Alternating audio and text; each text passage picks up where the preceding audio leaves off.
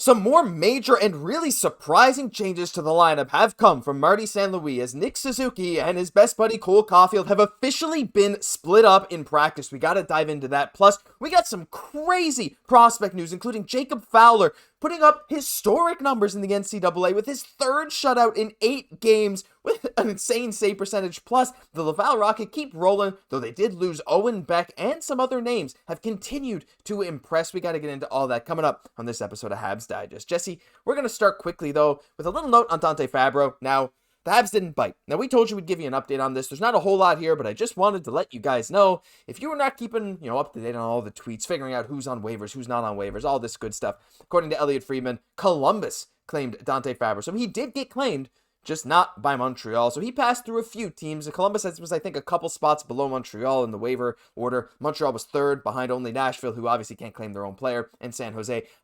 Look, Jesse, I thought this could be a good move for Montreal, creating some, extra right D depth in case they wanted to trade either Fabro or Savard's expiring deals at the deadline. They didn't decide to do it. It seems to me like Kent Hughes is really eyeing the future more than right now.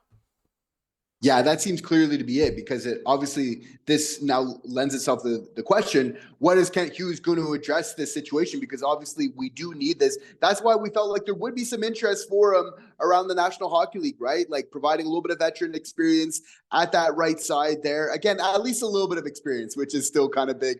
All the same at this point in time. So you have to feel like, Kent Hughes is probably looking for something a little bit more long lasting, which, has kind of been his MO. And to be honest, like that's the ideal sort of situation. A lot of Habs fans, you almost just want to stop the bleeding, kind of find some different solutions. But Kent, I think definitely has something in the works here. We're definitely going to need to pay close attention to this, to this situation over the coming weeks. Oh, we've heard a lot of names being circulated in rumors for the Montreal Canadiens. A lot of right-hand defensemen, but Dante Fabro wasn't to be. Let us know your thoughts on whether you think Montreal should or should not have claimed him down below. We'd love to hear from you, but we're going to quickly move into the next few topics, and this one's something I'm very excited about. Like, this is just straight up huge for their future, Jesse. Despite the NHL team not doing great right now, pretty much every top-tier Habs prospect has been absolutely rolling this season. We'll have some Ivan Demidov stuff coming in the next couple days, including a really interesting behind-the-scenes interview with him. Obviously, he's continued to absolutely dominate. But right now, I want to focus on Laval. Jesse, the Laval Rocket have been rolling. Now, they did lose their last game against the Belleville Senators. Malcolm Subban put on a great show in net, so not much you can do. But Dobeš, again, only allowing 3 goals on 31 shots. Owen Beck, I got the video. Well, we got to wait for Jacob Fowler first. We will get to him in a minute. It's just the way this video is. I clicked him first, so we're going to have to sit through this, which is never a bad thing. To see Owen Beck's amazing one-timer scoring a goal. Again, he's near point per game, Jesse. He's, I think it's 9 points in 10 games or something like that. He continues to roll with a goal. He looks great. Adam Engstrom getting points as well, 2 assists. Jesse, the offense has been rolling for the Laval Rocket. A lot of guys near the top in the AHL in scoring, especially for players under 23. I think Montreal has 3 guys in that top 15 or something. Plus, the goalies have been unbelievable. Right now, the Laval Rocket have been a very positive story if you want to tune into something other than the NHL squad. Yeah, really getting the points. Like, Owen Beck really reminds me of like kind of the second coming of Sean Monahan in a lot of ways. Like, does a lot of those things right. There's a lot of reasons why this young team is winning, right? But like ABB is lighting it up. 11 points in 6 games. We got Joshua Waugh, of course, 12 points in 10 games. Logan Mailloux, 10 points in 5 games in the AHL, continuing where you left off from last year. Is very impressive. But we know like Connor Hughes, like as he continues to play, those rumblings kind of come in. Like, will Hughes replace maybe a Primeau at some point in time? Because again, he's at a .931 save percentage right now, 3 straight wins, like playing absolutely phenomenal there. I know that the Habs, they're saying like, a lot of people are saying like, oh, we traded a vet in Jake Allen. Well, Connor Hughes does have a little bit of experience there, but again, there's a reason why the Laval Rocket are having success right now, and that should be very encouraging for us as Montreal Canadiens fans. Pascal Vincent has done such a good job with the Laval Rocket this season. They seem really bought in. You look at clips, this is a physical team, a team that plays with a ton of energy, and a team that has a ton of skill. And I say so many times, a lot of their most skilled players are still very young and still very much could make the Montreal Canadiens. Now, I see a lot of people saying, oh, the Habs should call up a bunch of people from Laval right now. I say, hold your horses on that front. But, especially on the goalie front, that's where I've seen maybe most of the rumblings, Jesse. People looking at these incredible numbers from Jakub Dobeš and Connor Hughes and saying, wow, would it really be that bad to give one of them a chance? might be tough. I mean, we'll have to see. But if there's an injury, or if the Habs end up waiving a player, like even a forward or a defenseman, to maybe bring up a third goalie, I wouldn't mind it. But let us know your thoughts on the whole Laval situation down below, because it's been impressive. But we got a lot of stuff to get into in this video, so we're going to quickly move on to our boy Jacob Fowler. Now, these stats here are actually before the game today, where he got another shutout. So these might be accurate, they might not be. I don't know if they update the goals against average or save percentage, but I believe, Jesse, he's at about that 1.4 GAA, and from what we've seen, a 949 or 950 save percentage after his third shutout in 8 games. He is actually 7-1-0, and again, just some incredible saves. Oh, not Marty. Some incredible saves in their game against Maine. He has looked absolutely stellar. At some point, Jesse, you got to think that Jacob Fowler is going to make his way to the top of the entire NHL goalie prospect rankings, because this is just legitimately ridiculous what we're seeing from him right now. Being that big time sort of guy and having those big saves at those moments, right? And he's a guy where he talks a little bit of smack. But, you know, one thing about Jacob Fowler is that he backs it up on the ice right now, which is absolutely unbelievable. Like, we've been tracking his development since last year, the NCAA, right? Like, right now, we're at a point 8 games into the season where Jacob Fowler has a 38% chance of getting a shutout every time that he's in net for his team right now. So just to say how lights out, like, we might need that in Montreal sometimes. Like, that's always our missing link. We get a good goalie, all bets are off for what we can kind of do from there. So Jacob Fowler might be him. I just want to say, like, again, if this is accurate from HockeyDB, and I think it is, he had 3 shutouts last year.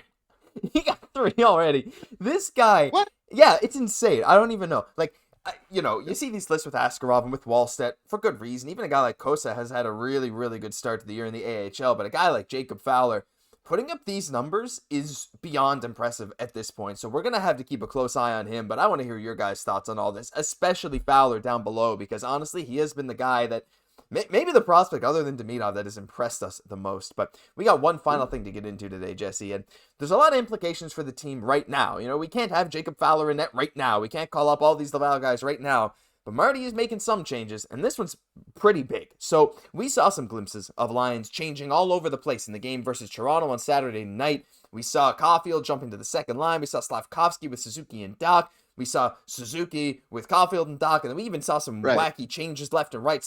And that first line of Slav, Caufield, Suzuki is just not happening now anyway. Well, all that to say, Marty decided, you know what? That third period was really good, so we're going to keep some of those changes. So here are the lines after practice today. The defense pairings, by the way, Matheson and Hudson were not together still at practice today. They went back to the typical D pairings of Matheson, Guhle, Hudson, Savard. So that is what it is. But the forwards, my gosh, Jesse, look, I am skeptical, and I told you this before the show. That third period was great. Jake Evans has been playing really good. Alex Newhook has looked fast. He has looked solid, especially against the Devils.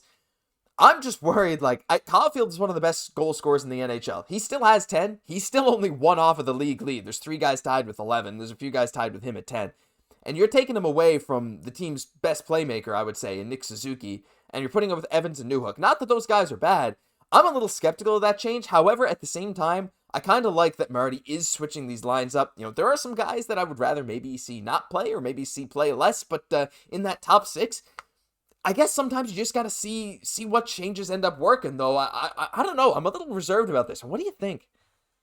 We're searching for answers right now, but Josh, like, I totally agree with you. Like, Cole Caufield's been pretty good so far this season, right? Like, he's been one of our bright spots. So it's like, you would have to think that we got to put like Super Cole like in a place to succeed in his best possible opportunity for him to get more goals. Like, for me, it's just take care of that, and let's kind of build out from there. We knew our second line was going to be missing, you know, with Laine not being there. Is that really so much of a surprise? Like, it's just about really solidifying that first line from there. We know when Cole's scoring, that's what has given us the best chances of winning so far this season. That's been our recipe. He's been our best player besides, you know, along with Gallagher offensively in a lot of ways. We know Nick's still low-key getting his points left, right, and center, right? So I'm a big proponent of kind of maybe getting that line together. You see, obviously, they're going for that size a little bit on that first line. They feel like that's necessary.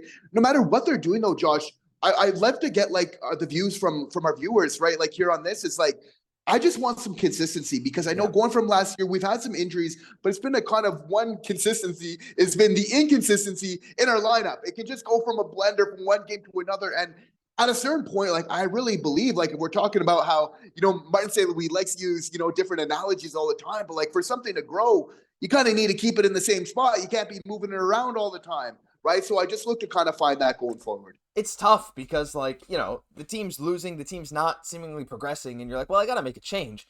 But then, like, at the same time, last season, Slav was at his best when he was with Suzuki Caufield. That's where he gained his confidence. It's where he went on that insane tear to end the season. And it's where Caufield really started to get his mojo back in terms of scoring goals early this year, second half of last year. And it's like, okay, so that stuff is working. But, they haven't really been rolling as of late. But again, it was without Slav on the line. Is he really that catalyst?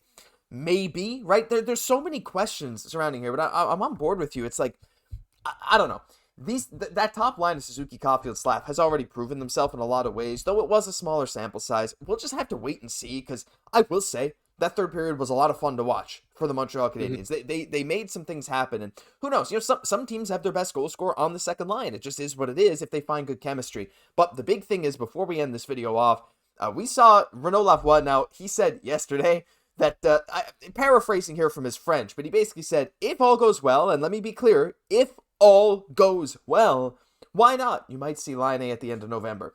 Not saying that's going to happen, but it's what Renaud Lavoie said. So, Jesse, having Laine come back into this lineup, maybe before Christmas, because we did see him skating, that could finally maybe push something up here into the lineup, because I think as soon as you put Laine in, you split him and Caufield up, and there's a lot more flexibility in that top six. Maybe you see some more consistency, so that's kind of what I'm waiting for now, but at the same time, as much as I don't necessarily like Caufield away from Suzuki, I don't mind a little change, especially before we get Laine back into the lineup.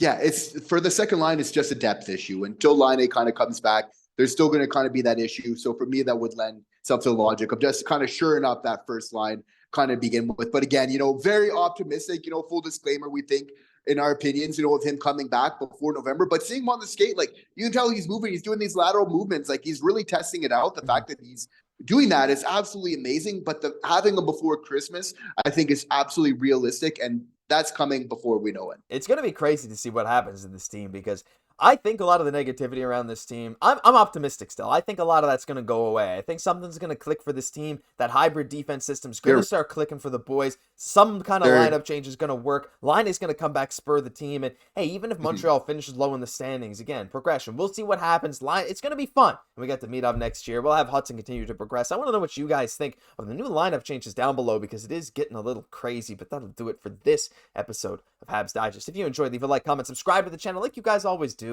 We really, really appreciate it. I'm Josh Gosse, my co-host Jesse Poirier. We'll catch you in the next one.